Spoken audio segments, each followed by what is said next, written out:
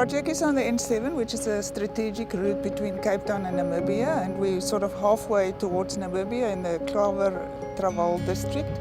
We are extending the capacity of the road, the N7 here, by adding another bridge over the Olifants River.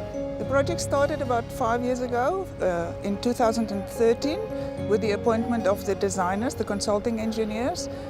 After about 2 years of designing, the contractor, Stefanetti Stocks, was eventually appointed in 2015, around about November. When we started looking at this portion of the road, it was found that quite early in the process that we had to make allowance for an additional lane of traffic. The proposed bridge that we came up with consists of, I think it is 11 spans in the order of 14 meters, and the center 7 or 8 spans is on an arch spanning about 96 meters. And so that is the big feature of this bridge.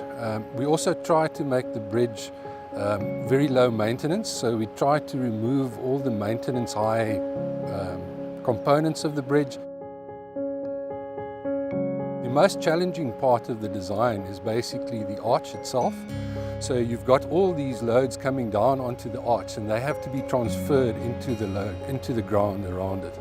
So making sure that you've got very good foundation conditions at the arch springing points. That's the start and the end of the arches. We have had to also extend a couple of underpasses, so there were the 2 canals that we had to extend as a result of the widening of the road, and a siphon for the irrigation water for the farmer, and of course the new bridge and the old bridge.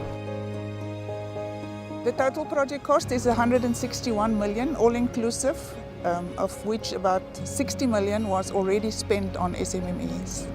Ag, dit beteken vir my baie. Dis maar net omdat dit my passie is vir hierdie werk. Day to day, we coach the guys on safety, weekly toolbox talks. We do training for the guys on a monthly basis.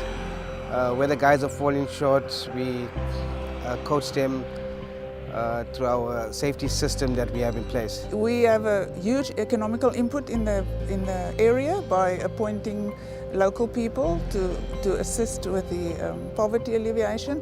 We spent 13 million rand already on wage bills, of which 3.3 million went to women only.